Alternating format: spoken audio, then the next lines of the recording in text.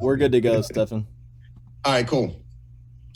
Once again, guys, we're back at it. Code of Conduct. I'm Stefan Belafonte, and I have, once again, the usual suspects, Willie D, the legend, Jojo Capone. I got my special guest right now. We got the King of Brooklyn. We got Maino. We got the OG actor, amazing person who you guys know as OG Bobby Johnson. We got Glenn Plummer. What up? All right, guys, let's jump in real quick. Yeah, so Glenn, man, I'm really excited to have you on. You know, definitely your span of work and everything you've done as an actor, and you know, just I know you personally, and you're a cool cat and whatever. And just wanted to kind of get you on here and have a conversation. Where have you been? What you've been doing? And kind of jump into it. Oh man, I've been out. I've been working, running around, doing my thing, locked up, trying to make shit happen just like everybody else. Sitting here during this COVID-19. Federal time or state time? I ain't gonna say, nah, this is federal time. This is not state time. This is federal time and not local time. Yeah, this is federal, right? COVID is federal. Yeah, federal. All right. I'm not federal. They ain't got me locked up on a state charge. They got me locked up on a federal charge, man. Nah, because I'm around. I'm still working. I'm still doing my thing, man. Still doing TV, plotting and producing and writing. Learning new languages. I done taught myself Norwegian for what I don't know, but that's good. I did that. I'm not bullshitting, bro. Jag snackar norsk fluently. Listen. Absolutely, yeah. Jag snackar norsk fluent. Yeah. Norway's got some beautiful ladies that we can spit some game with. I was dating one for 5 minutes, so when I said I didn't know why I lied, I just wanted to make sure she wasn't talking shit about me. About my daddy.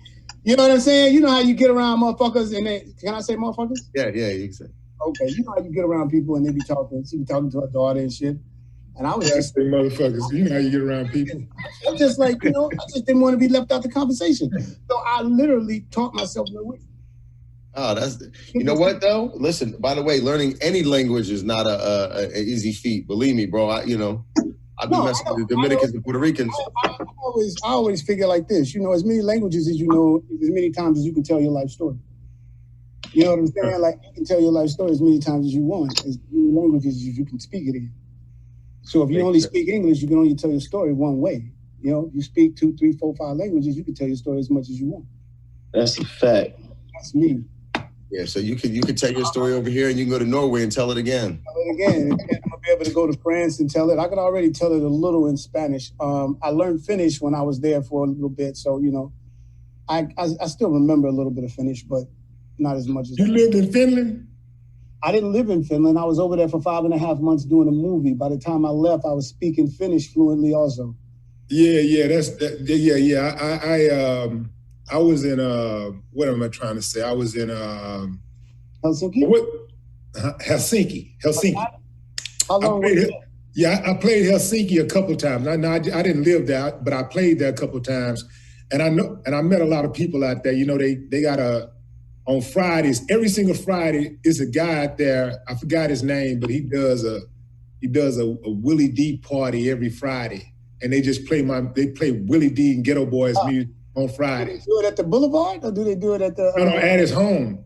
Oh, okay. At his home, yeah. I didn't know, man. Before I first went there, my manager contacted me and he was like, "Say, man, this guy in Finland wants to do a show with you." And I say, "In Finland? What the fuck they know about Willie D in Finland?" So he was like, "I don't know, man. I guess he's a fan or something. He may want to kick it. I don't know, hell." So I said, "Well, tell him to send the money." So 2 weeks later, dude sent the money. And I said, well, shit, I guess I'm going to Finland. So I get to Finland, and they standing out at the airport. It's about 300-400 people at the airport with signs and stuff like welcome to Finland and stuff. And I see the promoter and I'm like, hey man, y'all didn't have to do all of this. And he said, I don't know them motherfuckers. They come up here, they find out that you're here and they come. I was like, damn. So I get to the show, the night of the show. I come out on stage, typically, Maino can attest to this, that, and that we come out and, you do a little intro for about a minute, and then you go out and then you start your show. So typically that's what I do. On this particular night, I walk out on the stage, and the stage is like the House of Blues. It's like, how House of Blues is upstairs, downstairs. Right. 2,500, 2,700 people. So It's damn packed. So dude, it's like, I walk out, and they going crazy. And I'm like, shit, I'm feeling this shit. I start feeling myself. I'm like, shit, I'm gonna let this shit last a little longer. So I step back, I go back around, and I tell my DJ, I say, keep that shit playing, keep going. So I come back around and I did like that. I was like, ha. And they was like, ha. Like anything I did, man, it was just tripping. Anything I did, they was just tripping, and I touched somebody's hand, and they go like, they falling out. His hand again. So I ate that shit up, but yeah, Finland showed me a lot of love. Helsinki showed me a lot of love. Oh, bro, let me tell you something. Not to cut you off, but I went out there in '98. Yeah, like years ago, right? Yeah. I was out there in '98, and I swear I almost bought property out there. Right. I with that country, I threw a party one night, and it happened to be on the same night that the president throws his annual ball. Right. There was a bar called the Boulevard off the center of town. If you was there, you probably met somebody at Stockman's at one point or another, right? That store underneath the clock. Did they tell you meet me underneath the clock? I'm not sure because it's the last time I was there was like 2007. Okay. So I have a boxer's memory. Right. I threw a party there, and the party was so hidden that they wrote it up in the paper next to the party with the president's annual ball. Now the president throws this party every year, and I threw my party the same night. And the dude wrote he said he had never seen so many beautiful people at a party as he seen at my party. Right. You know what I'm saying? Like, but you know what's weird? You know what's weird, bro, about the whole thing is this all making sense now because I got a DM. I got somebody hit me up in the DMs. I think it was that super fan, the one that throws the Willie D party every week, and he's want to know if you want to meet him under the clock tomorrow. This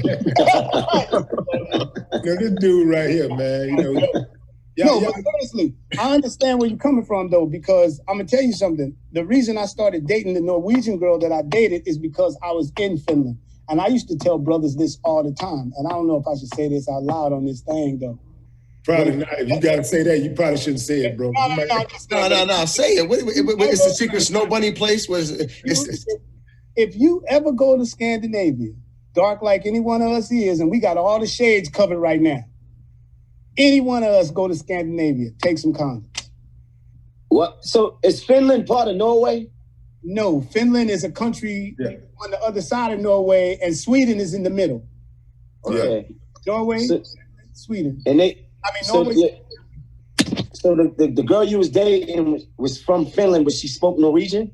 No, the girl I was dating is from Norway, lived in Norway. Right. But I said the reason I started dating her is because when I was in Scandinavia in Finland, I went to Sweden while I was in Finland. I took this thing called the Silja Line.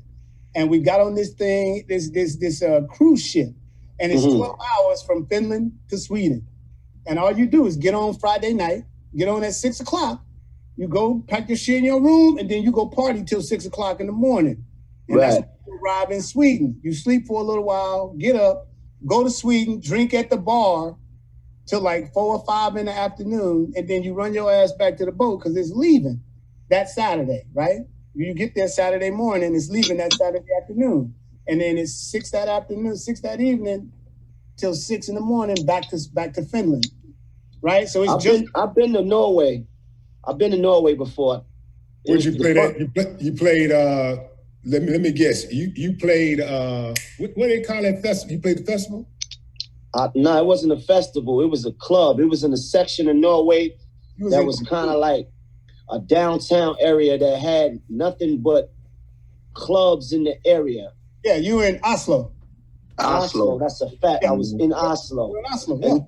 And the weirdest thing that I remember about Norway is the fact that it kept the food, the sandwiches didn't have a top piece of bread. They call it smørbrød. I couldn't understand that. Like the sandwiches, they would have shrimp, and meat on top. Smell? With no bread on the top of it. No bread on the top. It's called smørbrød. What they call that? Smørbrød. Wow. Smørbrød. Yeah, that was weird. If I said it in English, I would say åpna ansikt. Oh, this guy. Listen, man. Hey, man, you ain't gonna say that in no English. No, dude, I'm dead ass. No, listen, I'm just okay. Fuck that. Forget about all that. Glenn. I used to live in Sweden. I lived there for like 2 years. Yeah, in Stockholm. And here's the reason. Here's the reason I started studying Norwegian. The exact reason. I had been to Finland. I learned Finnish when I was there, so I knew a little bit. I got friends right now to this day, since 1998, that still call me, text me, hit me on Facebook. You know what I'm saying? They still do. I'm still in touch with them, the people that were in Finland. I wanted to learn a language that would allow me to talk to the other Scandinavian countries. Mm-hmm. That's why I took Norwegian. Back to the condoms. What would you talk about condoms? Because anybody I know that goes, anybody I know that goes out to Stockholm, to Oslo, to anywhere, to any of the Norwegian type of things or whatever, everybody's going out there, especially if you're Black. It's not a secret. They love what they don't have, and everybody out there is very, blonde hair, blue eyes, this, that, whatever. But why would you wear a condom? That's the place you go raw doggedy. Because they got Black women out there too, right? Yeah, of course. All the Arab, everybody. But I'm just saying, like the white chicks out there that are, whatever. There's no secret. I just say that because when I was in Finland, bro, I went to Finland I got there on a Tuesday. I walked into the hotel I was in down on the marina. They have this 5-star hotel down on the marina. I came out, I asked the concierge, I said, where's the closest place I can get a beer? He said, go to the brewery in the center of town. I went to the brewery, I talked to the dude at the brewery behind the bar. I said, where are the clubs? He said, what kind of club are you looking for? I said, some hip hop or something. He said, well, that's the Hasati Club, it's right around the corner. I said, okay, when is that? He says, Thursday is hip hop music. Tonight, that Wednesday, tonight is like rock and roll, whatever, blah, blah, blah, blah, blah. I said, okay, cool. So I went that night. I walked into the rock and roll club. I was there. I might as well be out. So I went into the rock and roll club. 5 bitches asked me to fuck that night. And when I say they asked me to fuck, they asked me to fuck. I didn't go up to them and say, "Oh, how much was they asking for? How much?" They wasn't charging, homie. Come on. No, fuck me. I tried to get you to slip up. When I tell you I'm serious though, and I'm telling you this because it was a real thing. Like, you cute? What are you doing? Will you come home with me? That was the conversation. It wasn't nothing else. I didn't have to say shit. I didn't have to say nothing. And I hesitated on one chick, and she said, well, I'll go home with you. And I was like, no, I don't have a problem with it. I just don't know where you live. Like, I can't, I know how to get back to my hotel. She was like, well, no, I'll get you. Was that in 98? Yeah, was that in 98? Yep. I don't know you. You might kill me and rob me, bitch. I don't know where you live. That's a fact. No, I didn't know how to get home. I wasn't worried about nothing except if I got out to her pad. You know what I'm saying? Willie, you got the Gimp mask on. You know that in Pulp Fiction? Wake up with the Gimp mask. Not the Gimp. I was just letting her know. I'm not from here. You feel me? I'm not from here. I'm not gonna just get in the car and go nowhere with you. But you're right. I was on that. It wasn't. I was talking about some real shit. I'm like, what you think I'm just gonna get in the car with you and like leave the club and go somewhere? I don't know where I'm at. Did they know you were famous? Or they just liked you off the top? No. They just thought he was cute. They had nothing to do with it, bro. I'm telling you, man. Over there. And I hate to say this, over there, because back then they had Africans and Somalians and people there. So it wasn't like they was like, oh, a Negro, whatever. They just like that Black American personality. Like, you go over there, it's your vibe. It ain't got nothing to do. It's just your vibe and you being a Black man. That's all it is. It's just your vibe and you're a Black man. I just seen a graph right now about the world. And I think they had American blue and like a pinkish gray for everywhere else in the world that we allowed to come. Man, everybody rejected us. Oh, yeah. That's a fact. Nobody want us. I'm like, damn. After Trump became president, man, we got a bad rap. That's a real thing. That's not no bullshit. We got a bad rap. I mean, a bad rap. We got a bad rap. And you know, the motherfucker, see, I keep cussing. Y'all, excuse me, man. Nah, go ahead. You do what you do. You know, I run my mouth. I talk a lot. You know what I'm saying? And No, I got you. Would do you like his doctor, the one that talking about aliens and all that? The one that you know what's fucked up about that? Let me tell you what's fucked up about that. Is that okay? Right now, she's talking about hydroxychloroquine and zinc and what did she say? Zithromax. Yeah, Zithromax. That's what she's talking about. Okay, I can show you on my Instagram page. You go to my Instagram page. You'll see I put a video up on my Instagram page. No, I did a live on my Instagram page telling people that same thing 2 months ago. 2 months ago. No, but listen, that woman, I mean, I don't know what you think about her, but I think that woman is completely out of her skull. But let me tell you what's fucked up about it. Because there was 9 white reputable doctors standing behind that black woman that had the exact same thing to say that she had to say. I think anybody who's touting somebody can't get whatchamacallit from by taking listen, it's very simple. Listen, I know 1 million people with lupus. I have lupus too. That take hydrochloroquine every single day of their lives for the last 10 years, and they get COVID just as easy as anybody else. It is not an end all be all. You can die from it as well. I know people. Hold on 1 second, because hydroxychloroquine is not the key. And that's what people don't understand. It's a pack with Zithromax and hydrochloroquine. But it is not the affecting agent in the cocktail. Do you understand what I'm saying? Yeah. Not the affecting agent in the cocktail. So you gotta take all those in conjunction, right? Together. Let me tell you why. If y'all want to know, I'll tell you why. And this is me, because like I told you, I put this thing up on my page 2 months ago, before that bitch ever said anything about it. Not mean to call her bitch, but I've been telling people about hydroxychloroquine and zinc and azithromycin, not Zithromax, azithromycin. Because Zithromax is a Z-Pack. Azithromycin is an antibiotic. It's an antibacterial. Now, when it comes to, let me get this right. When it comes to viruses, okay? When it comes to viruses that attack the cytosol or that attack the cell in the cytosol or cytoplasm. In a cell, you have a cell, and then you have the nucleus inside the cell. Everything outside the nucleus of the cell is cytoplasm or cytosol. That's where everything takes place. That's where all the information gets transcribed. That's where everything happens. So if the nucleus that has the DNA inside of it, the dinucleic acid, right? The DNA, it has that inside of it. The dinucleic acid has all the information for your body to do everything that it's ever going to do. So if it needs that cell to become an oxygen traveling cell, if it needs that cell to become a metabolic cell that controls your metabolism, if it needs that cell to cause tears to come out your eyes, if it needs that cell to make sure the melanin gets to your skin, the DNA sends a genome, part of itself. There's a polymerase that happens inside the nucleus. There's a polymerase. The DNA gets cut. The part that gets detached from the DNA is called RNA, okay? Deoxynucleic acid, and then it's ribonucleic acid.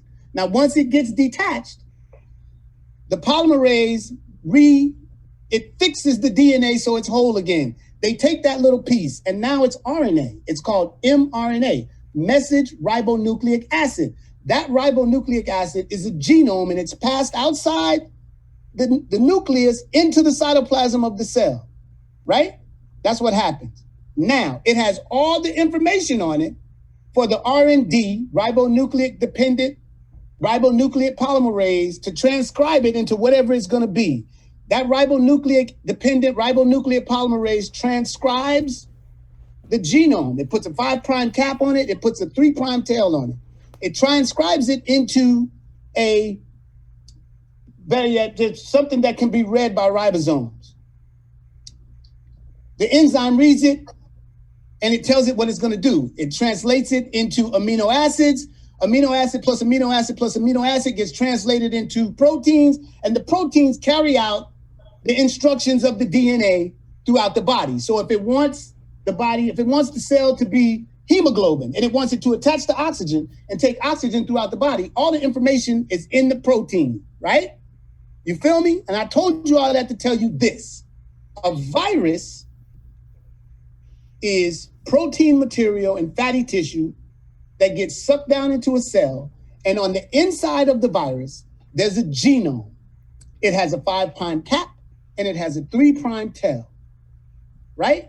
This is what it is. So that genome gets read by that same RND, RNP, that same enzyme that read the message from the nucleus. It reads that same genome from the virus. But the virus causes that RND, RNP to replicate it. So when that virus gets replicated, it takes over the cell because it'll replicate it 300,000, 300 million times. And once it gets replicated that many times, there's no room for anything else in the cell. The cell becomes apoptic, and apoptosis happens, and the cell begins to die. Glenn, can I tell you something real quick? That's a hell of a biology lesson right there. That was crazy. That was a real... So listen, I learned 2 things, guys. I'm going to tell you right now. One is that's the reason why I'm not a doctor, because that I would have failed immediately. And number 2 is, that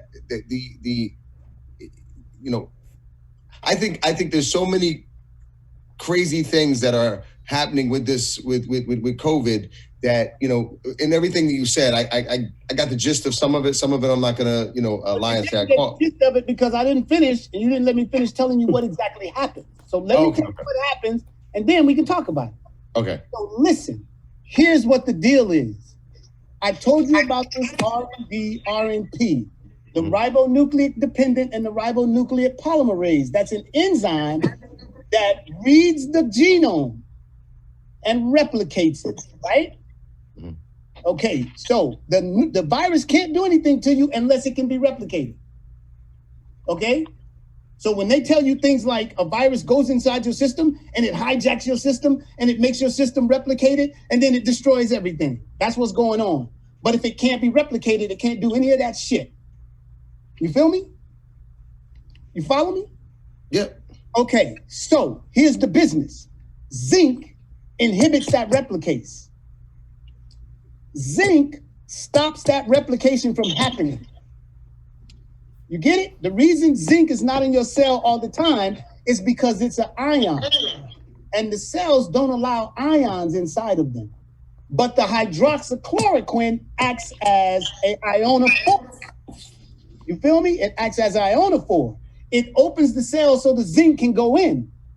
So if the hydroxychloroquine opens the cell, once the zinc gets in, the zinc stops the cell from replicating the virus. And the virus can't be replicated anymore. The zithromax or the azithromycin is there strictly because they don't want any kind of bacterial infection to happen around any of it. So it's hydroxychloroquine, it's zinc, and it's azithromycin. Zinc is the affecting agent in the cocktail, not hydroxychloroquine. Now, here's what happens. Hydroxychloroquine gets touted as a cure or as an affecting agent, right? To get rid of COVID, to get rid of the coronavirus. That's what it says. It gets rid of the coronavirus. And everybody says that, but that's bullshit. That's complete and utter bullshit because people have been taking it forever, like you said. And if it was a prophylactic against the coronavirus, then people wouldn't be getting the fucking coronavirus. And we all know that's not true. People are still getting the coronavirus. People with lupus get it. People with rheumatoid arthritis get it. Everybody still get the coronavirus. So we know that happens. Now, here's what we're looking at. Rigged studies put out by doctors that they tout, and they produced them. They put these papers out. In the Lancet, they put these papers out that said hydroxychloroquine didn't work. And then the doctors went in, they read the papers and found out that the papers were complete and utter bullshit. So the FDA had to put hydroxychloroquine back on the market. Because here's what happened. They put it on the market, people started using it. They wrote the Lancet report, they pulled it off the market. The doctors went in and refuted it, and then they put it back on the market. And then the FDA went back and pulled it again. The reason they pulled it is because they got some more reports from some more doctors that said it didn't work. What they found out about those reports is that anybody taking hydroxychloroquine that gets more than 1,200 milligrams per dose is considered overdosing. that's 1,200 milligrams per dose of hydroxychloroquine is considered an overdose. The level of hydroxychloroquine that they were giving in the research that they were doing in those studies was between 2,500 milligrams and 4,000 milligrams per dose. They were causing people's livers to malfunction. They were causing people's kidneys to malfunction. They were causing people to have heart attacks. They were basically overdosing people on hydroxychloroquine and then telling the world that it doesn't work. Now, this is what they did. So let me ask you this, Glenn. What do you think about her claims that gynecological problems like cysts and endometriosis are in fact caused by people having sex with demons and witches in their dreams? Watch me. Miss me with that bullshit. You feel me? That's what she said. I said miss me with that bullshit. Okay, all right. Okay. Because I'm going to tell you like this. Here's the problem. Say I go and I tell you exactly what I'm telling you right now. Right? And then somebody gets this and they see a few minutes ago, oh man, that's that nigga that said if you go to Finland, take some condoms. What are they doing? Taking it out of context. They're attacking my character. Yeah. They're not attacking the message that I just put out. They're attacking my character. And that's what they do in the media. Anytime somebody says something and you put out something that they don't like, and if they can't refute the science, they destroy your character in the media. Now, granted, that broad might be batshit Willie ass nuts. You feel me? On some real shit. She might be fuck all crazy. But she's not wrong about that science. Because I read a paper in Close Pathogens 3 months ago that was published in 2010 about how zinc inhibits the replicase of coronavirus, arteryvirus, poliovirus, C.O.C virus, rhinovirus, all the coronaviruses that you've ever come in contact with. It inhibits the replicase of those viruses. And I did mention polio and rhino and C.O.C, right? A C.O.C virus. I mentioned those. Goldfish bowl cleaner, thinking that it had something to do with the hydrochloronic, and it's like high chloric. Yeah. But I'm saying that there's a thing that's like one letter off that's in goldfish cleaner, and people were drinking it, and like 4 people overdosed and died on it. Yeah. Some dumbass people. People take anything and run with it. Yep, that's a fact. So, yeah. Yo, we definitely got to circle back around. I want to get into the Bobby Johnson shit though. I wanted because he was in 2 iconic roles for me anyway. The Colors joint, because I'm from back east, so Colors. Colors. He was that dude. He was a hot top. Yeah, high top. Yep. Mm-hmm. Yeah, he got his ass whipped. He was on that bike. They caught him in the restaurant. Yeah. That scene, he went to jail. Remember the scene that he went to jail when he was banging on the weights? Yeah. His ass up and put him on the fence. Yeah.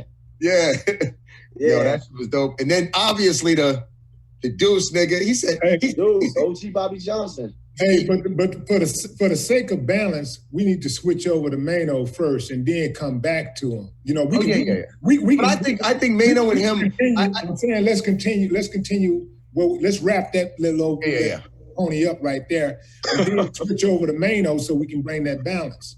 Because right now he's just standing around watching, and some people that may not know his story, they be like, well, what's the guy over here doing? What is Maino doing? Yo, Maino, I wanted to you, if you're okay with this, I really like to listen. Obviously people know your story, whatever, but I wanted to try to get something a little different in the sense of right now in society is you're a person known as like a rapper that went through the real experiences, right? As opposed to somebody who didn't go through it, right?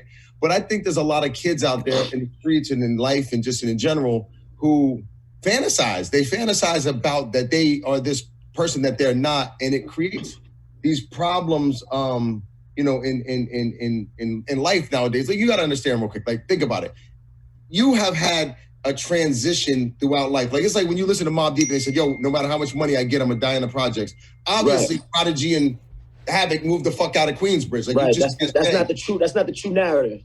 There you go, exactly. So I would love for because I feel like there's only a couple people in the business that can actually tell these kids, yo, you know what? Like, I did this, but I didn't know what the fuck sushi was, and now I know what sushi. Like, you know what I'm saying? Like, Right, I think like right, kids feel like ignorance is tough and cool as opposed to growth, and I feel like if you're not growing, you're not alive. I mean, you know.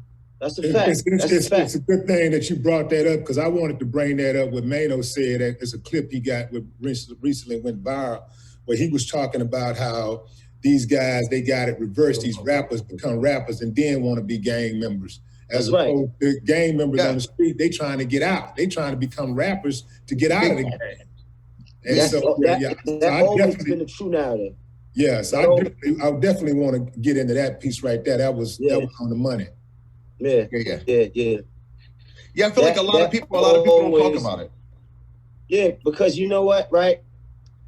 Here's the thing: being in the street, you could have been from the hood, but you didn't always have to necessarily participate in what was going on in the underworld. You didn't have to be active. You could have just been from the hood and went to school and pursued music or what have you. But when you was actually active in the street and you had the opportunity to do something different, music became a way out, right? Music became something for us to look towards so we could get out some of the hell that we was living, right? Mm-hmm. So when I think about a person like Tory Lanez who allegedly, has some gunplay action, and I'm saying to myself, like, I don't think that you ever put bullets through human flesh before. I don't think you ever done that before. Why wait until you become a successful rapper to now put yourself in a situation where you getting charged with things that you was never even involved with to begin with, right? Being yourself, to me, is underrated. Because now when you get this opportunity to get money and fame, it's like a drug that you start to believe some of the things about yourself that's not even true. People starting to act out these gangster fantasies, these movie roles in their head, trying to become something that they never were. So I always spoke down on that because it just don't make sense to me. It logically, I'm a Virgo, so I see everything logically. It don't make sense. If I'm in the street, we trying to get out. Everything we doing, all this pain, all this drilling we doing, is because we felt like we had to do. We had no choice. Boy. Maino, let's hold it. Hey, Maino, hold it. We're recording. We want to come. For the sake of continuity, we need to pick up where we left off at. We could just let people go too, because we got to edit. We all stay in different boxes. He edits, and I wanted to get back to Dr. Glenn Plummer. No, don't do that. No, I'm gonna tell you why. Because you can't, because I have to make a disclaimer right now. Okay, cool. Yeah. They're gonna cut this shit off. Oh yeah. I have to make a disclaimer about I'm not trying to cure nobody. I'm not saying this is. That's what I was talking about. For coronavirus, I'm not. You know what I mean? I'm not promoting any kind of cure, and I'm not saying that this is a cure. I'm just telling you what I read. I'm telling you about the stuff that I read. Just as an individual, as a human being, I looked up some shit, and I went, you know what? Let me find out what this is about, because I don't feel like dying today. And that was the main reason I did it, because I didn't feel like dying. I got 2 kids. I got a 15-year-old son and a 19-year-old daughter. And I didn't feel like having to take them to a hospital where they was intubating people, and 8 out of the 10 people they intubate is dying on them, and they know it. Right. You feel me? Like, they know that, and they still sticking the tube down niggas' throats. Sorry, I use that. Yeah, no, I got you. Glenn, listen, because we have limited time because obviously these things cut off, and we definitely want to get into. Then I'll make it quick, because my brother was in the middle of something. But just let me make it quick, man. Look, bro, I don't have no problems with none of this. That lady, whoever she is, like I said, she might be batshit nuts, but she wasn't wrong about the science. So is Trump correct putting her in a place that she has high visibility, she can influence people? Is Trump correct in doing that? Trump ain't never correct, but go ahead. Okay, but though, watch this though. Now, Trump ain't never correct, but when they first came out with this disease and everybody was up there talking about what they was going to do about it, who was the first one to say hydroxychloroquine? Trump. Thank you. Now, he might be off. Who was the first one to say the shit wasn't a threat? What, he said coronavirus wasn't even a threat. Oh, we're gonna wake up one day soon and it's just gonna be all be gone. Okay, but now because he probably was saying that probably because it was over-the-counter drugs that could have been sold, which them three things she described that it could have been. But now they short on one. Azithromycin is a prescription antibiotic, but hydroxychloroquine is over-the-counter in every country but America, and zinc is over-the-counter in every over-the-counter in every country in the world. Right. So what I'm asking is the president handling of the coronavirus on everything that he's done. Has he done a good job, bad job, or a whatever job? Okay, so let's look at that and let's see what it is, man. Because you know what, Trump has done what he's done because of the advice he's gotten from the people around him. Now, Donald Trump is a businessman. What the fuck you think he know about coronavirus or virus or any kind of virus? Or any kind of drug, or any kind of, or anything. What the fuck you think you know about anything medical? He has a cabinet and constituents. I mean, he has cabinet around him. He's the kind of cat that runs his mouth too much. Yeah. And he's got people around him that are telling him things. So people are telling him this and telling him that. He's going, okay, let's do this, let's do that. Is it real? No, it ain't real. Okay, he gets up there and says it ain't real. He don't have sense enough to fucking bet motherfuckers before he run his mouth. And that's all I'm saying. You know, look at Trump for what he is. Trump is a businessman trying to make some money. He's running the fucking country right now. And he doing whatever it is he does. He's not a politician. Everybody wanted that. Now you got one. Now deal with it. Deal with the fact that you voted that non-political motherfucker in office, right? He's our commander-in-chief. Give him that much respect. That's me. Does he know what he's doing? That's left to be decided. Does anybody else know what they're doing when they're up there? That's left to be decided. We all black people sitting in a room. Do we believe that these presidents run the country? I'll take a poll right now. Was he better than Obama? Was he better than Obama? Stop that. I know. Do you believe presidents run the country without any influence? Not at all. Do you believe, Jojo, that presidents run the country without any influence? No. Willie D, do you believe that presidents run the country without any influence? Well, let me think about this for a moment here. No. Okay, thank you. I believe the same thing. So all I'm saying is when Obama was in office, he didn't run the country without any influence. He had help, he had advisors, he had everything. If you are well enough, smart enough, and have the political acumen to take care of your fucking business when you're sitting up there after they show you that there's really aliens, I don't believe that. I'm just saying that's why all But it's like Trump, I don't want to cut you off, but it's like Trump don't take the advice from his advisors. It's like he comes up with his own alternative facts. Let me make he's not taking... Because sometimes his cabinet is saying one thing, he's saying something totally different. Let me make another disclaimer. I am not pro-Trump. Let me say that into the eyepiece. I am not pro-Trump. Don't y'all get what I'm saying twisted. All I'm saying is that he's not a politician. So he doesn't have the ability to discern advice and then politically spew it out to the public so it doesn't sound like he's taking a position. He don't have that ability. Trump has a position. And you're going to... Go ahead.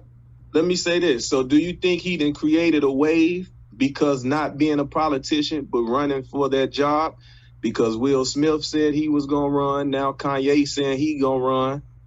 And none of them are politicians. So is that about to start being a new wave to run for president? Listen, let me tell you something. After Trump, I don't think they will ever vote another non-politician in the office. Because regardless of what people say, whether he win the next term or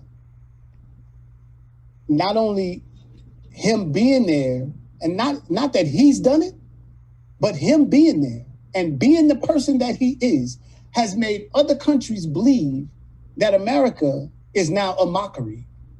A joke. Russia. Well, after Bush, I didn't think that we'd get another stupid president, a president that could be more stupid. More stupider than Bush. Here's my real quick, here's my opinion on that. I don't think Bush was that stupid. I think hold on. He was an alcoholic. I might agree with Glenn on this real quick because I got my theory that Glenn may say too. Hold on. Only because of his father and his brother that you feel like he had more support. Politicians. Wait, Glenn. Before you say it, because I don't want to agree with you. I want to ask you something real quick. You say, look, I want you to hear this clearly. Calling somebody stupid and what they're no one can be stupid if they're objective. They're objective of what they want to happen in the end. They can make it happen, right? So let's say he comes in. His dad is the, head of CIA. He gets Halliburton. He creates a war. He makes $1 trillion. He leaves. He says, fuck everybody. He goes off in a jet with Secret Service. And now he's one of the richest, wealthiest, powerfulest guys with his family tucked away in Texas. And he don't care about nobody. I think he's a genius. If you're talking about something else, I don't know. But I think he's a genius for that. No, I just say this. Politics is politics. Okay, what do the Jamaicans call it? Politrickery or politricks or whatever they call it, politricks or whatever. So politics is politics. They do what they do because they are up there dividing up money. And that's what I believe. I believe that wholeheartedly. Bush gave money to the banks. Obama gave money to the car companies. Obama gave money to the insurance companies. Hear me out when I'm telling you this, because this is where they put all the money. And if you look back at it, you'll see Bush $850 billion he passed out to the car companies, to the banks. I think Obama gave something like $700 and some billion to the car companies, right? Am I wrong about this? Because everybody, you're right. Bailed out somebody. And now Trump was trying to bail out who the fuck he was going to bail out. But he didn't get a chance to, because he was about to put some money in the metal workers' pockets. He was about to build that wall. And the cat who was going to build the wall was the only cat who made rails long enough to build that wall. Was a steel man that was his partner, and I think he was Russian. Right. And he was about to put some money in somebody else's pocket. So they just all up there delegating where the money gonna go. You feel me? Like I said I'm gonna make it quick, and you know what? I'm just gonna leave it at that. And the reason I said Bush wasn't no dummy is because if you present a dummy to the public, and if I can call that man stupid, then guess what I'm not gonna do?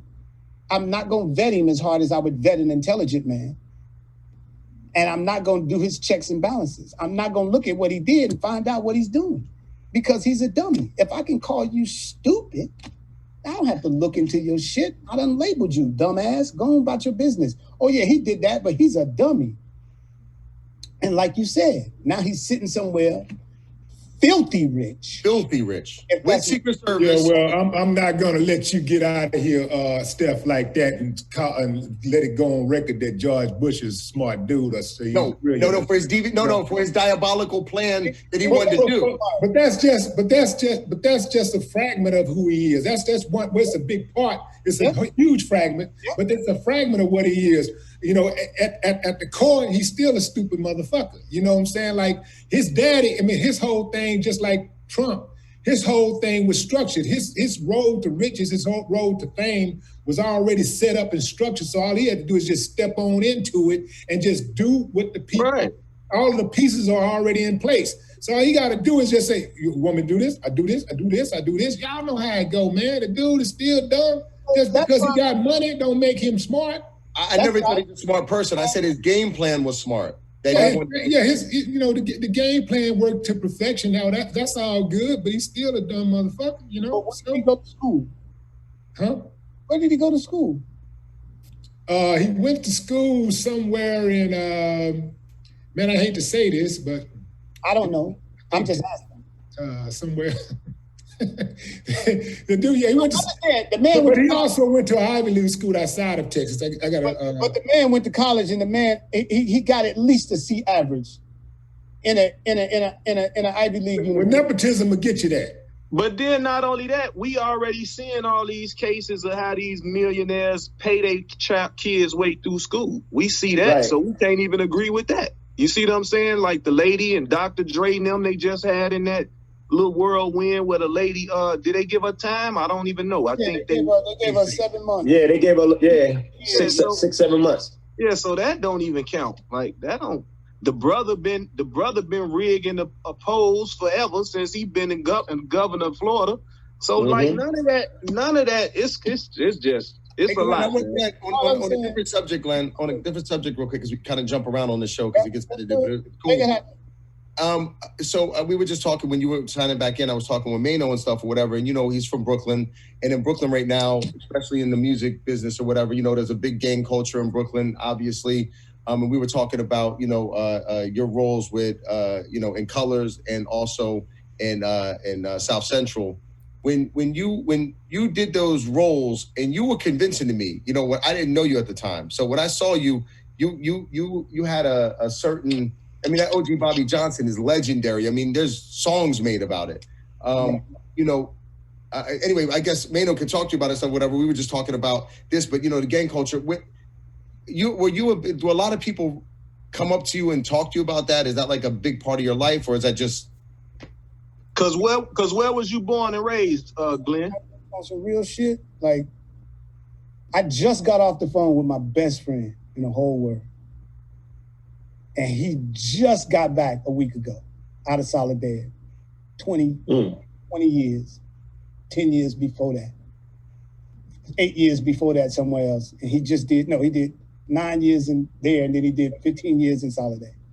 He just got back last week. I just got off the phone with him. And I had to tell him, and we talked about that. I said, man, you know what, dude? And he started telling me, and I was like, you know what, that's not true. Let me tell you something about you. He was always on point. He was always a good dude. He always had good shit in his heart. But I grew up in Richmond, California in the 80s. And I, you know what, man, like my friends used to be like, man, these niggas fucking with us, what we gonna do? Like, let's go get the guns, okay? I used to have to go get the guns. So I know OG Bobby Johnson. I grew up around OG Bobby Johnson. I was never OG Bobby Johnson because I was never in a gang.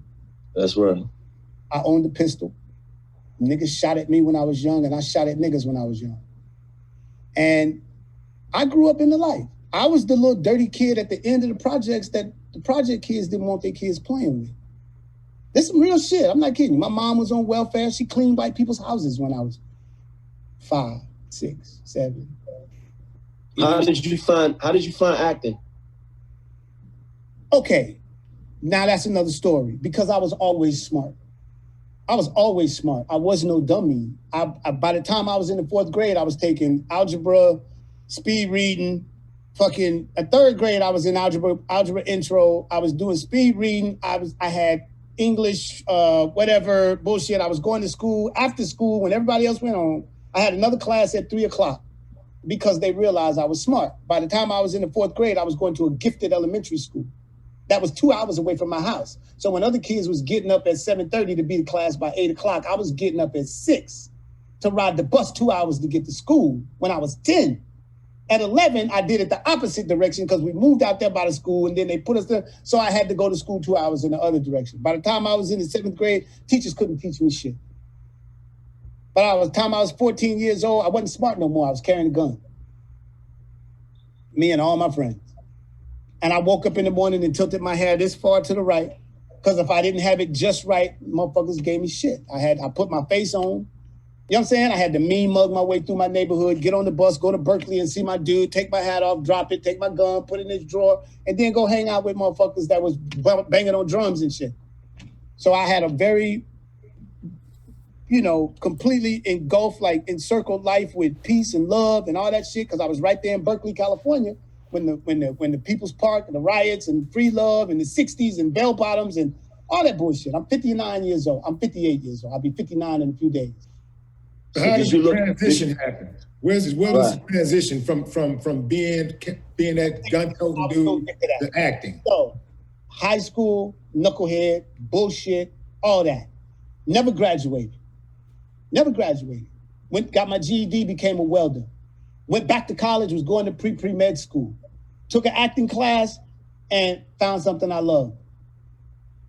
And I never looked back. Did you feel like it was a way out? A way out of what?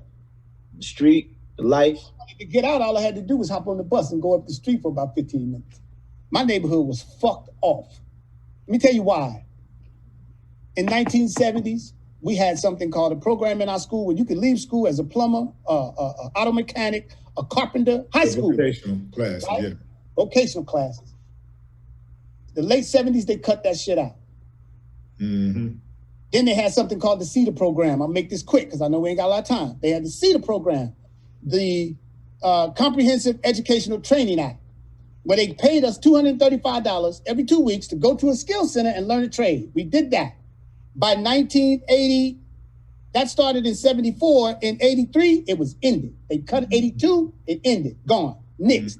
Now, you got niggas coming out of high school who don't really have money to go to college. So they didn't have nothing. They couldn't get a job because they killed all the industry in our neighborhood. They cut out the CETA program, so niggas that didn't graduate from high school couldn't get a GED and couldn't get a job. Fortunately, I made that happen. Where was I going with this? I was going to tell you something. God, go into the business, like how you get like into with the acting and stuff. Right. Like okay, so all that shit happened. So I had to go back to school, basically, is what happened. I ended up going back to school. You know, I was one of the kids that they dropped the guns off in the neighborhood. They dropped the cocaine off in the neighborhood. You know, Ricky Ross, 100 kilos, that story, y'all know that story. Mm-hmm. Well, those kilos made it up to our neighborhood. All them 100 kilos that he was, you know, all that crack cocaine and shit, that shit happened in the 80s, right when I was doing what I was doing. 80s, the crack came. And then they dropped off a train load full of guns in my neighborhood. We found them. Told all the old heads, look at this train load of guns. So all the old heads brought the guns. Now you got 100 kilos and you got a bunch of guns. And niggas start dying exponentially. This is a real thing. You became an actor and you did a movie. Think about this. You get cast in Colors. Sean Penn is in this movie. You must have been Sean Penn's a legend at this point. He's a big actor at this point. I mean, Sean Penn's been in some of the best movies. Right. Yeah, so, what about these movies? Because, these are like... I sat next to Robert Duvall and talked to him for advice about a cat like me trying to make it in the business. In 1987, Robert Duvall, I sat next to him. He was sitting out sunning his bald head. We sitting outside the script reading. I sat outside. He came and sat next to me. And I was like, I ain't gonna waste this time. I turned to him, Mr. Duvall, what advice could you give me? I'm a new actor. I'm coming up. I'm trying to make it. This is what I've done. This is what I'm doing, blah, blah, blah, blah, blah. He gave me a whole spiel of shit. Then in the movie, kicked me in my fucking nuts. So, yeah, I heard about that, man. You and Sean was beefing. You was really wanting to put some hands on Sean. You know what? I told that story and it got taken all out. It wasn't taken out of context, but they made it out to be something more than it was. I told the story to somebody like I'm telling it to you right now, and it wasn't supposed to be aired. I was telling him something private, sitting there in a meeting, talking to him. We did one movie. He asked me about another movie. He a director. We did an independent film. So I just started telling him the story. You know how I'm gonna tell it? I'm gonna tell it from my point of view. I'm gonna tell the story like I was the dog. I was gonna whoop that nigga ass, blah, blah, blah, blah, blah. You know what I'm saying? All that shit. I heard about it though. I heard you was gonna beat him up.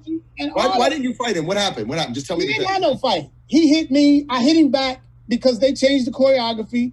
He slammed my face down on the car. We talked shit about that. I told him I was gonna get him.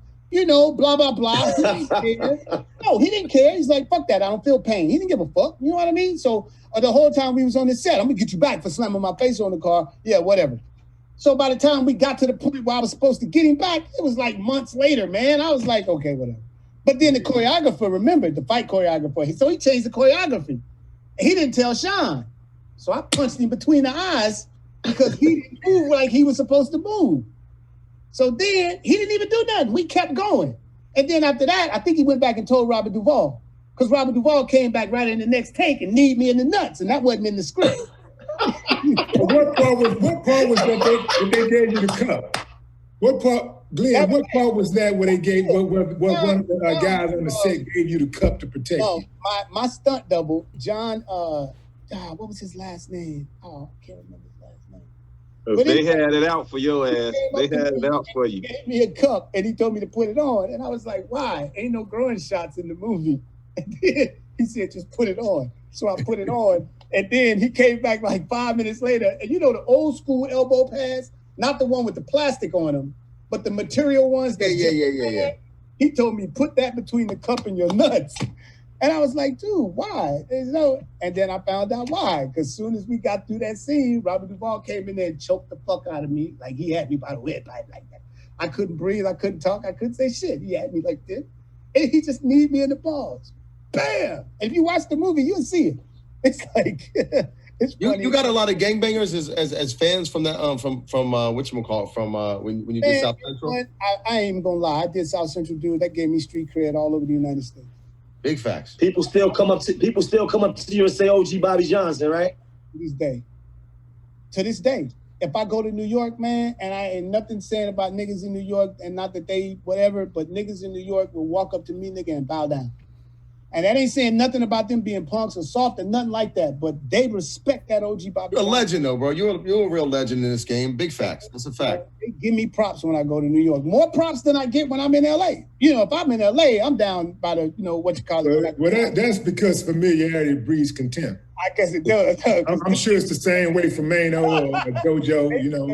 And I got a question, Glenn. Like coming up in the 60s, you know, with the Panther Party, you very intelligent brother, but you use the N-word.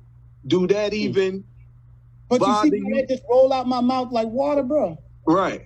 I can't help it. You know why? Because I grew up saying nigga. Right. I mean, I grew up saying nigga. I say nigga more than I say anything else. You know what? My daughter shit. Came, and she was doing something. She's like 15. She's 19 now. She was doing something. I said, nigga, will you stop? She's like, Dad, I'm not a nigga. What? You call me that, you the nigga. and I literally had to, you know what I'm saying? I couldn't hit her. That's some funny shit.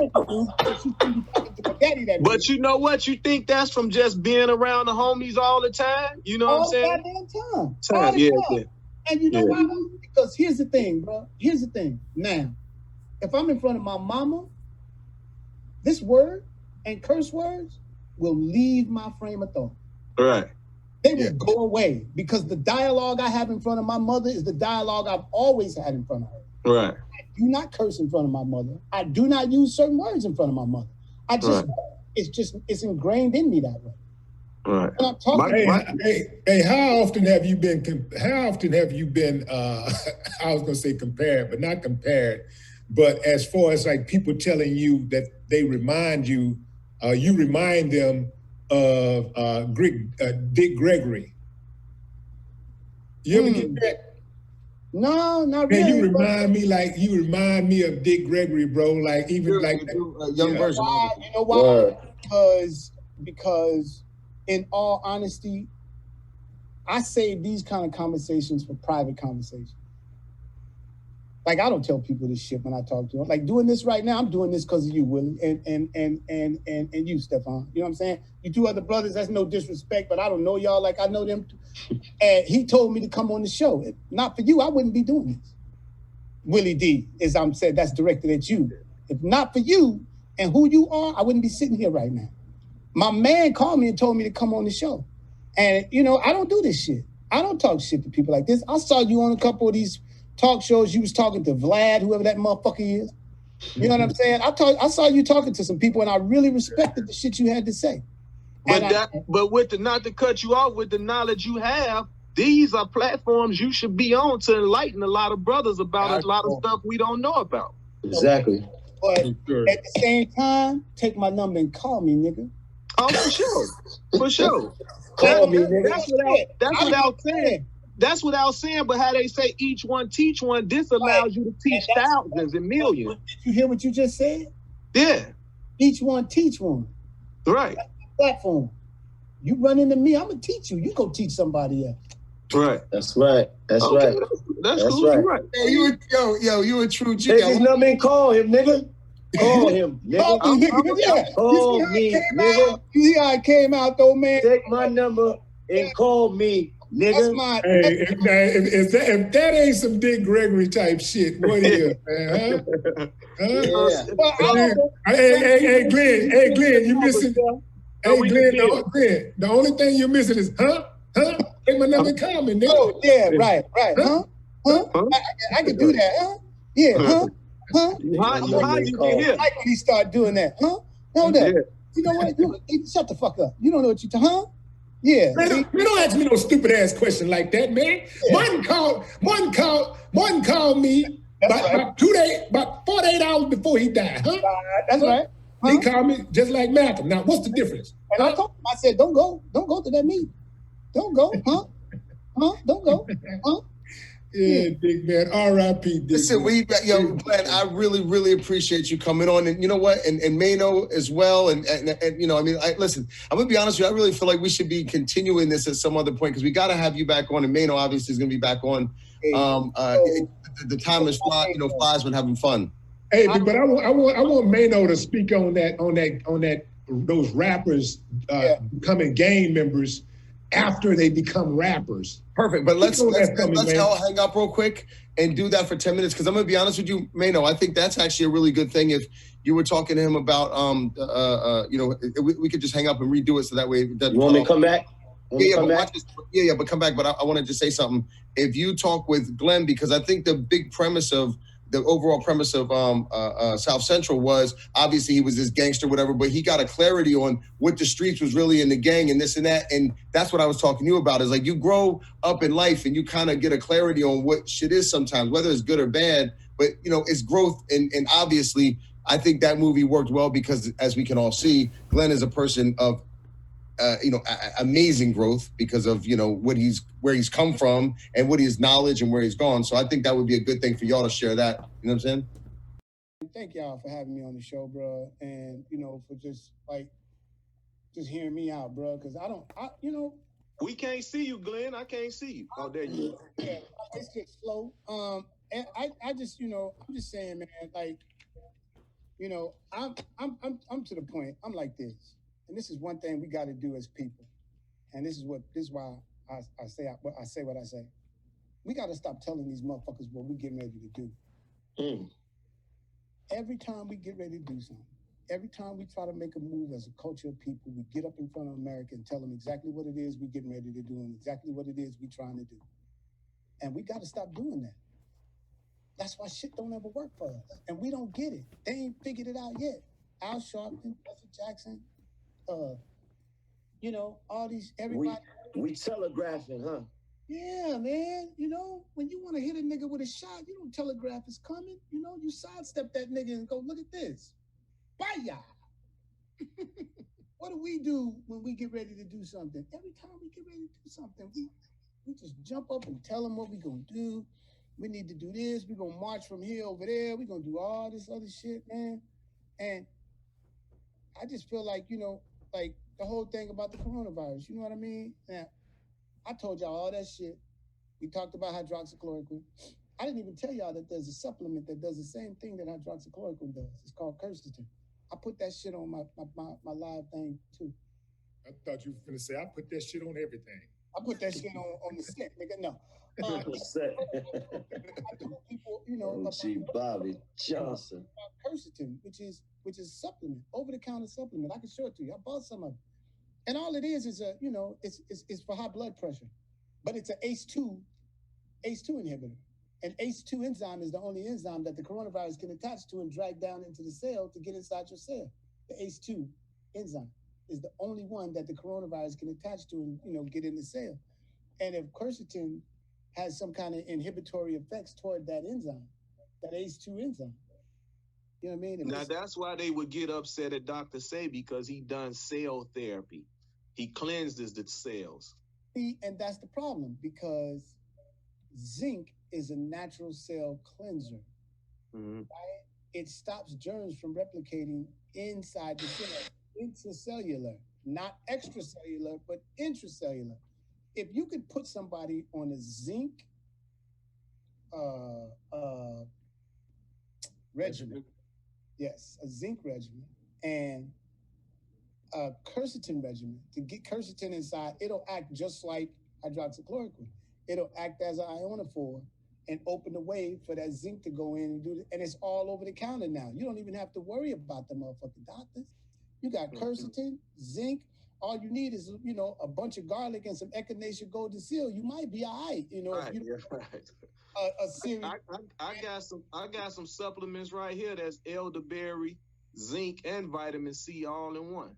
Now watch this. It's one pill? You take two, but it's a pill. Yeah, it's one pill. Here's what they found out about elderberry, though. Elderberry exacerbates the IL, the interleukin function, which causes cytokine storms. So if you're taking vitamin D or you taking elderberry, if you ever get coronavirus, you have to stop taking vitamin D and elderberry, because it will exacerbate the cytokine storm. It will exacerbate the autoimmune function that causes the immunity to overcreate antibodies, T cells, B cells, phagocytes, and macrophages. It'll cause the body to overcreate that. The elderberry and the Now that's the thing though. Taking it prior If you build your immune system up, then it's like you don't worry about it. Absolutely. Vitamin D, elderberry, vitamin C is very important because vitamin C cures everything. And that's something that they won't tell you. Vitamin C is like, you know how you take hydrogen peroxide and you pour it on blood and that bubble up? Well, vitamin C does that inside the body. You hear what I just said? I think it's the absorption rate, though. I think the problem with vitamins, first of all, you can easily get vitamin C, but even a high dose, the absorption rate that actually absorbs into your body is the problem. If you take vitamin D, vitamin C absorbs faster. Vitamin D3, that vitamin he's talking about, it absorbs faster. Quercetin is another one that makes it absorb faster, and it comes in wine, grapes, capers, any green, anything you can get your hands on, and you can get it over the counter, you know? And so, you know, there's a lot of shit you can do, man, that you know, and then this whole coronavirus, man, like, here's the problem. Here's the problem with the coronavirus. You know what? I ain't gonna get off on that. Let's go. I wanted to get back to the Maino thing. I wanted to jump back in there with Maino. And, you know, you guys were about to get into something, and then we had to jump off. So and I was gonna say this about that. I made a movie called Colors that spread Crips across America. When you think about it, before we made Colors, there were no Crips in St. Louis or any place like that. But after we made Colors, man, after Colors was released, there was Crips in China. There's Crips in Japan. There's Crips all over the place. So you think the movie helped grow that culture? Of course. It was marketing, promotion, gangbanging. You know what I'm saying? Are you ashamed of that, or you embrace it? Promoting, just like with breaking and all that. Karate movies, it's the same thing. When did NWA come out? 1988. When did Colors come out? That would have been what, 88? 1988. Yeah. Okay. So they put it on the music scene. Yeah. NWA came out talking about what? Fuck a police. From the underground. That Ice-T song, you guys had the hardest song. You had the hardest song on that soundtrack, Colors. Colors. I'm just talking about NWA in general, though. NWA in general. The whole thing that they was promoting was gangsterism, if you can get behind that. But Ice-T, though, because he was before them. But I'm just saying, what I'm saying is NWA put the gang thing out there. Ice-T did. Ice-T done it before them. Did he really? Okay, because I wasn't. I just remember when I was in LA, I remember music going to a certain level of Glenn's right. I think NWA put up because Ice-T was listening. And I love when you do that. Bet me 10,000 on camera in front of all of us right now. I love. Let me explain. Here's the thing, Jojo. Let me explain real quick. Hold on. Y'all both right because Ice-T was kind of before them, but Maino, don't mess up my money. Don't mess up my money. Bet me 10,000. He like to challenge me. So okay, but hold on. Once again, we got to get a clear understanding of what we betting. I don't know what we betting. I bet without gangsterism before NWA. He was a pimp. Ice-T was from Hawaiian, like the whole. He was a pimp. 10,000 right now. He was South Central Rhyme Syndicate. I mean, he was South Central Rhyme Syndicate. I mean, I know his whole wave. Bet the 10,000. I mean, listen. Ice-T had guns, and he talked about South Central, but Ice-T wasn't banging. Ice-T was, 10,000. But I don't know what we betting. I'm telling you right now that he the one put gangster rap on the map. Bet. In South Central? Bet me, man. Hold on. Let me think about this real quick. A New Jersey-born dude came to L.A. in 80, put his first projects out in what, 84, 85 to 86. But there was other people before him doing gangster rap before him. Who? I mean, what are you talking about? In South Central, there was other gangster rappers in South Central. Who, what? On a major scale, Ice-T was the first one. That's why they call him the godfather of gangster rap, man. You would have lost, but I'm going to give you that. But you know what, though? Listen, Ice-T his music did hit before, but it didn't hit like nationally. NWA. Like NWA was. Yeah, so NWA was like Eazy-E record Right. was kind of like the Boys in the Hood was kind of like he jacked that from the Ice-T record. Right. Exactly. And here's the point I was trying to make though. The point I was trying to make is NWA came with a gangsterism that went national, international, because colors went all over the world. You feel me? Colors went all over the world. Colors gave people an image of what NWA was talking about. It gave them the image. It was like, but you remember Ice-T been got banned and everything before all them, before Luke Skywalker. And he had the rock band. I remember all this. Yes. I remember all this. Yeah, Ice-T was the man. Ice-T put on. I remember all this. And he put out a "Fuck the Police." Yeah, that's when Bush did that. Yeah. Okay, Jojo, how about this real quick? Tell me who was more Jojo. Tell me who was more gangster real quick with the albums. Was Ice-T or the Ghetto Boys? Which one? Come on, tell me. Ice-T way more gangster. I'm gonna say this. Ghetto Boys for sure. Look, Ice-T put the gangster rap out there, but NWA. I don't think the Ghetto Boys was as gangster as Ice-T. I think the Ghetto Boys was more gangster than NWA. They was chopping moms up. They was doing Ghetto Boys was the most gangsterous. Listen though, when you get to the Ghetto Boys gangsterism, it became more theatrical. They were telling stories. They were putting movies on music. Am I lying, D?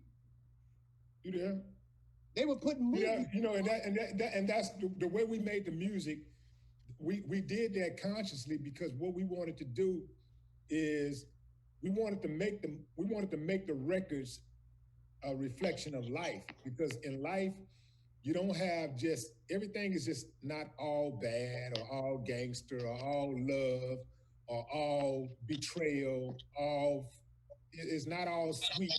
You know, there's a lot of stuff. There's a lot of stuff in between, right? So rather than taking people on a train ride, we took them on a roller coaster ride.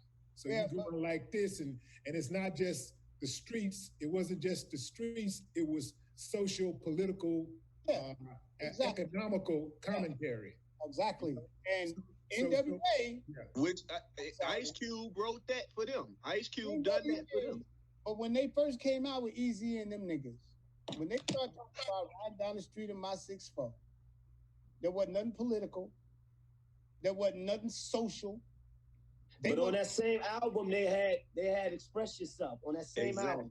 It was one album that had those records. They had the super gangster stuff like "Fuck the Police." Because even when you listen to "Fuck the Police," they still saying like a young black brother got it bad because I'm brown. Like he's giving you the picture from a young black male's perspective. And on that same album, they had a song called "Express Yourself" where they talked about things from a more political standpoint from being from the hood.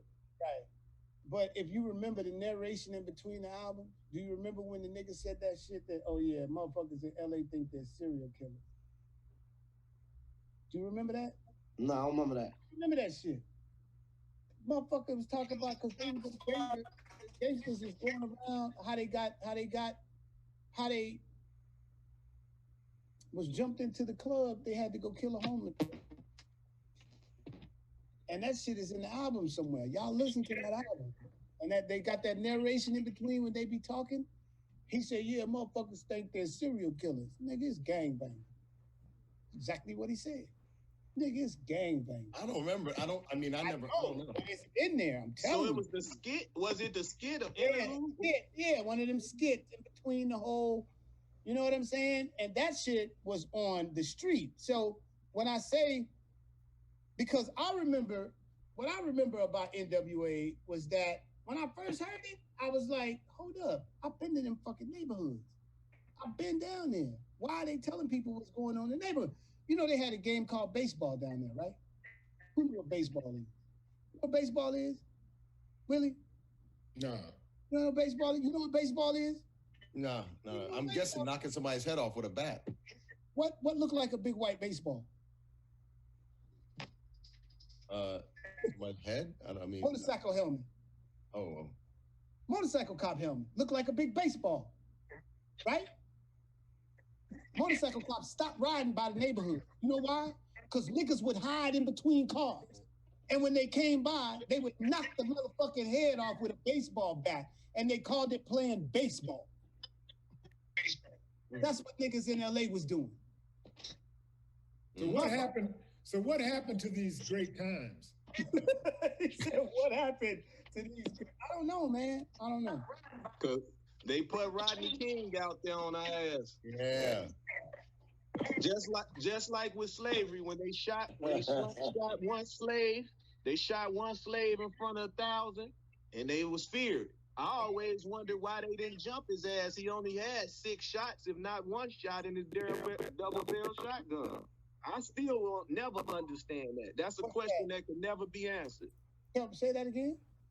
I said that's just how they was playing baseball, and he asked why they stopped doing that. I said they put Rodney King out there. So they beat Rodney King ass. What about the shotgun? In front of people. Then I said the same way with slavery. When they shot one slave in front of thousands, why they didn't rush him and jump him, because he only had 1 shot. So that's a question that could never be answered. Let me tell you why. Because in the beginning, and I don't know if y'all seen this video or not, the African dude trying to read the Bible, he says, in the beginning. I put it up. Funny as hell. That's a funny ass video. In the beginning. I'm gonna tell you why they didn't. Because in the beginning, they had a thing where they would break slaves. Right. But here's the problem. If you a 2-year-old boy or a 3-year-old boy or a 4-year-old boy, and your mother is standing there watching her husband getting ripped apart between 2 big ass horses after he done got tarred and feathered, what is she gonna do to you to make sure that don't happen to you?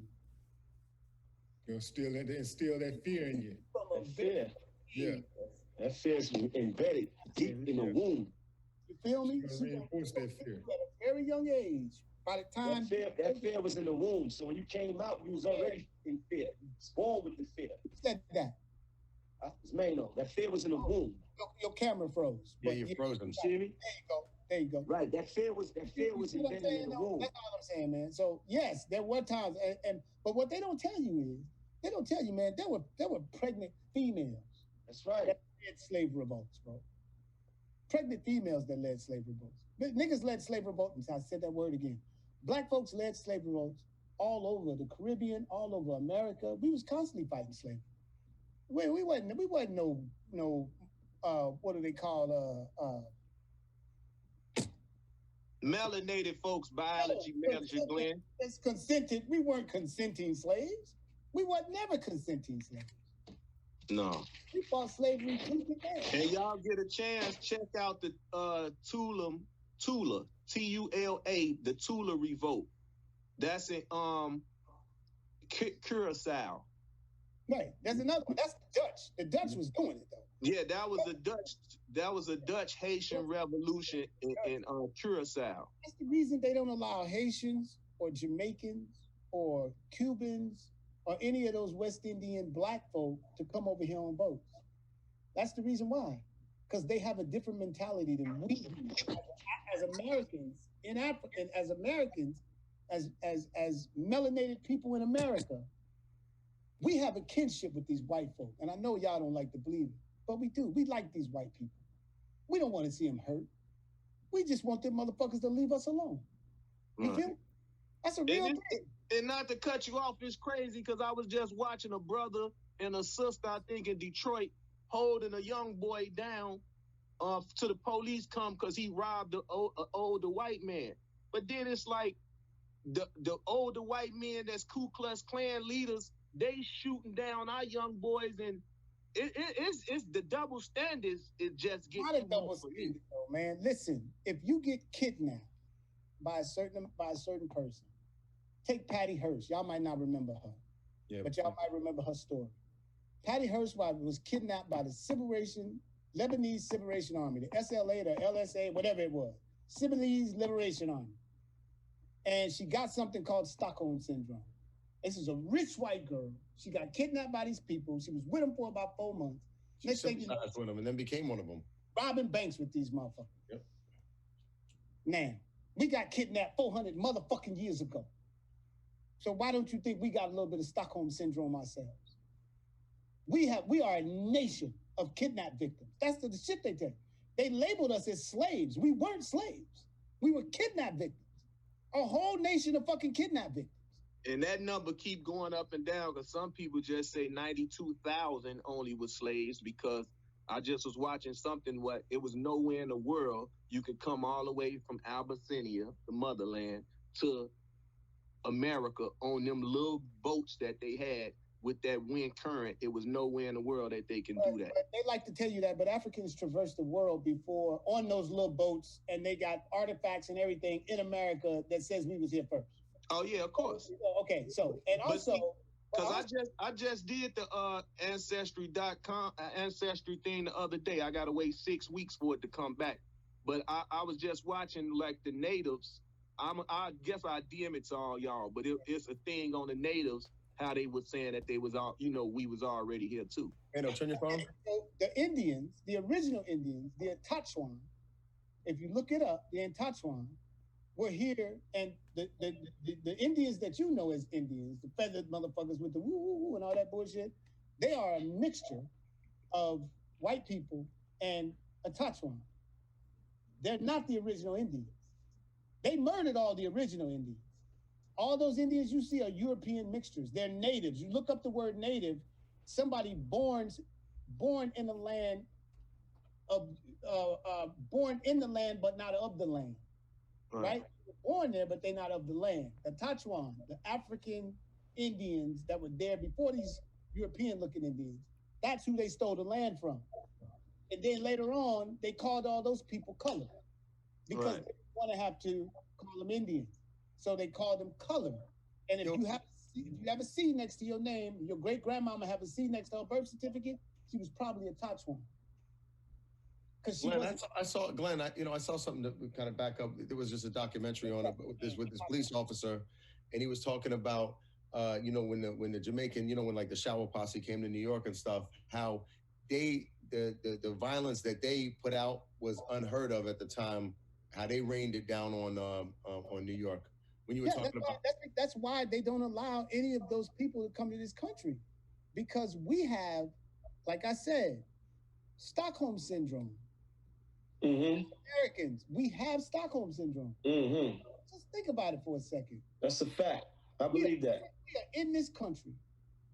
We give those motherfuckers everything we have. Everything we have. They fuck us constantly. In the movie business, in the music business, in the life business. In the life, they fuck us constantly. And all we still asking for is some fucking civil rights. We still asking for the same shit we was asking for 200 years ago. I matter. Can I just get matter? You feel me? Like, that's some bullshit, my man. On some real shit, nigga, cut the fucking check. And shut the fuck up. Basically, that's all I'm saying. If you ain't talking about cutting the check, get the fuck out of my face. On some real shit. Because they got all this dialogue. Everybody got narratives. Black on black crime. Black on black murder. Blah, blah, blah, blah, blah. Oh, y'all get to go to school. Y'all get to do all this shit. Y'all get to do all that shit. Those are all narratives. They brought a bunch of people over here. They took the people that was already here. They dug a big ass hole. If we run in a race, they dug a big ass hole and they dumped all of them in the fucking hole. And they said, periodically, we're going to let some of you special motherfuckers out. If you can find your own way out this goddamn hole, we'll let you play. You're not going to do as well as us, but we'll let you play. And the only way you can play is if you turn around and tell the rest of the niggas in the hole that they wrong for wanting what you have. You know what, man? That's an excellent point. This is why they're so adamant about defending those who don't give back to the community. You'll notice that they are quick to say things like, well, it's his money. He doesn't have to give back if he don't want. It's his money. He worked for it. That's the problem with y'all. But every other community, every other group, they have a system in place where they automatically gives back. And it's expected that you are going to give back from which you got so much from. It's expected from everybody else. But we run that same narrative that, you know what, it's my money, I can do what I want to do with it. I'm not obligated to help anybody. And this is why I often say that no, the problem is not the uneducated blacks. That is not our biggest problem in our community.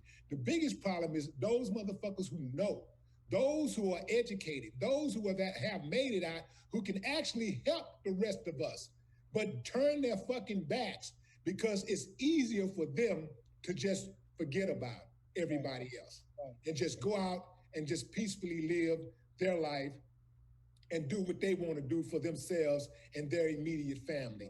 That is the biggest problem. Until they ass get a reality check, and then they got to come back to the hood to rally up the troops. And the problem is we always allow them to come back. We accept them back. And that's not a bad thing. But I just wanted to say this. In other communities, do you know it is par for the course for whoever's making it to take 10% of their check and put it aside. Oh, yeah. The next person coming up.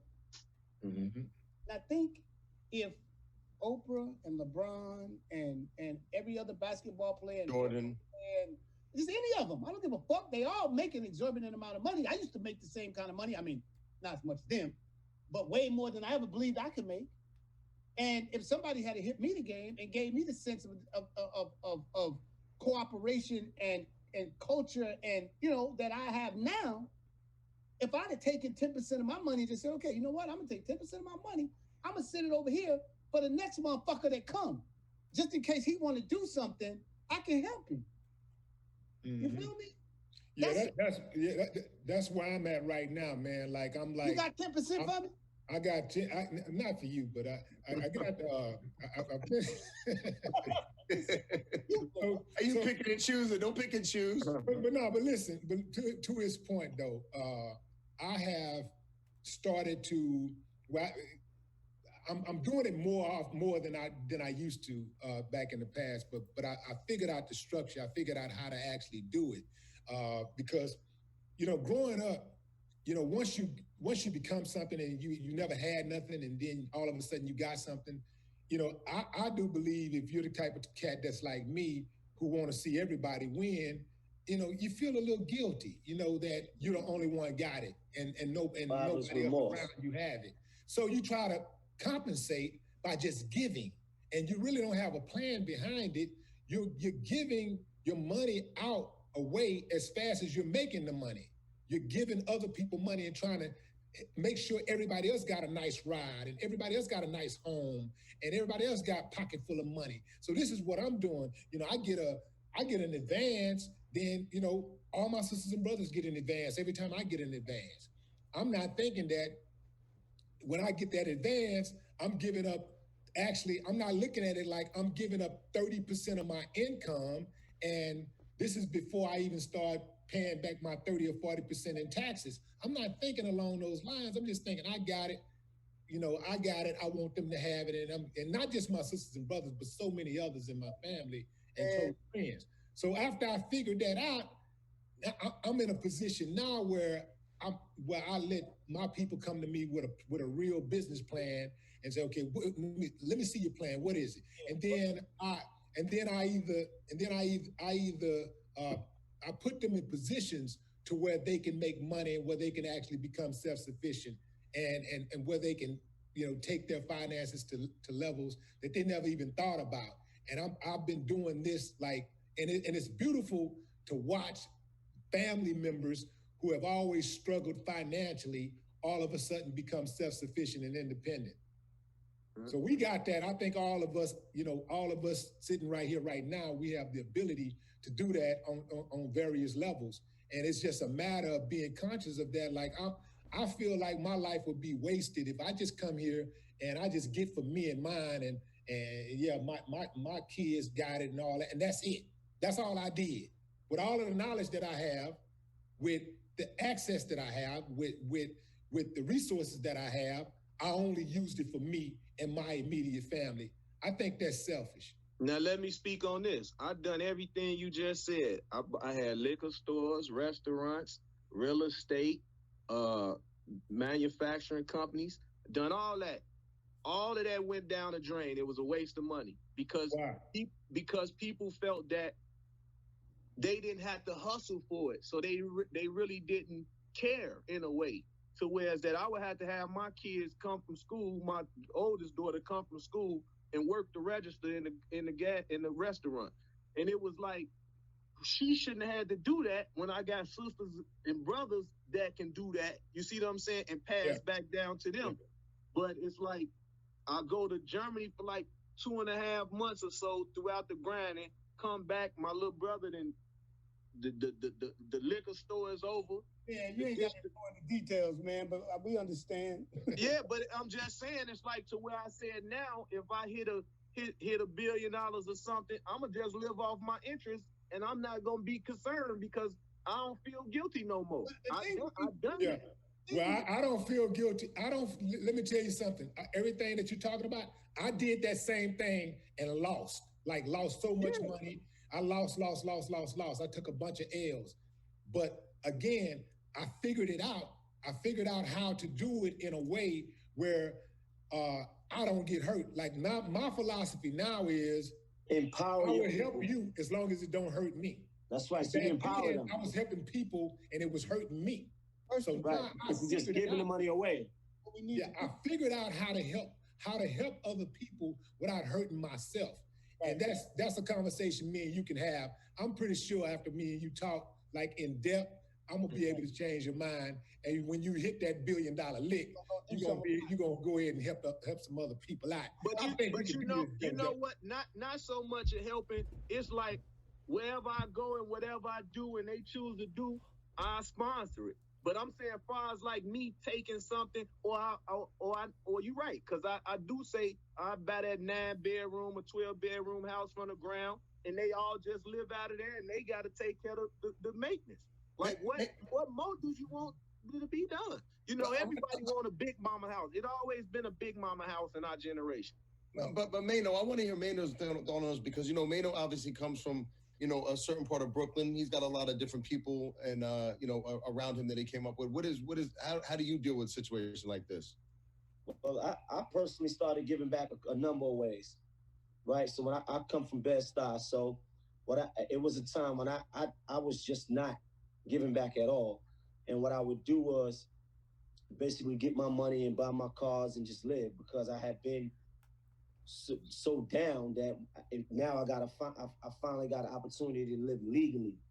So what I started doing was I was doing business with people like Macy's and I would get them to give me $60,000 worth of coats at the end of the year, and I take them to my hood and just give them away to kids, mothers, families in need. And then I went and opened up a store in my neighborhood last year. So, I mean, to me, it's about empowering your people because I feel like kind of like what Willie D was saying. If I'm just giving you my money, then all you gonna do is spend it. So we're not even circulating the dollars. Like you're not doing it for business. You're doing it to maybe pay your rent and then what? Or maybe get you a car and then what? I gotta keep feeding the beast. So if you got some business that we can both benefit from, or you got an idea that can turn into some business that we can both benefit from, then I'm with it. So that's my personal journey right there as far as giving back. So here's the plan, man, and this is all because my situation is this: everything I do from now on, and everything I've been doing for the last 5 years is basically for the next 20 years. I'm not trying to live well no more. I'm not trying to buy no cars. I'm not wearing no jewelry. I'm not doing none of that shit. What I'm doing right now is I'm trying to make sure my kids and my kids' kids building your legacy. I'm trying to make sure that the people in my neighborhood, their kids' kids are going to be okay. And I'm trying to instill the idea to the people in my neighborhood that it's not for them anymore. We've had our chance.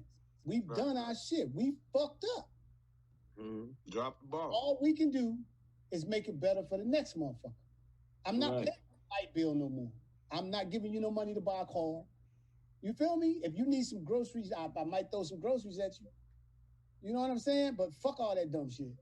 Find something to do that's going to put some money in the next generation's pocket.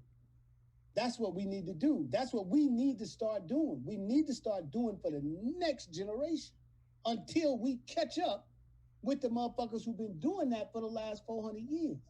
But the sad part about that, Glenn, is this. Once we do try to do that, just like now, if I post, hey, we got a new podcast, the first thing everybody want to know is, well, how much y'all get paid to do that? Like, that'd be the first question, how much y'all get paid to do that?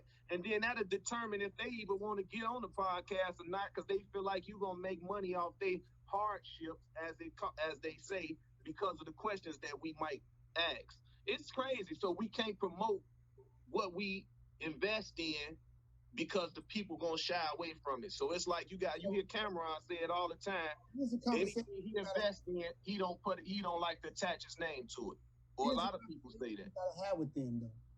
You gotta let them know. Here's a conversation you have to have with them.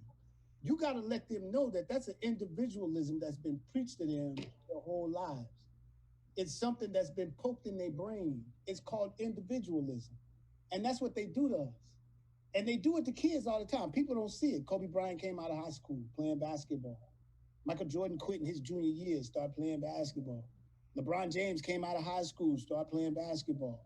Before, you had to go to college to play basketball. Now they got every black kid in America thinking that they can come out of high school and play basketball. You see what I'm saying? They're teaching them individualism. Right. Guys, we have 3 minutes. We have 3 minutes. Not going to run. We have 3 minutes. Okay.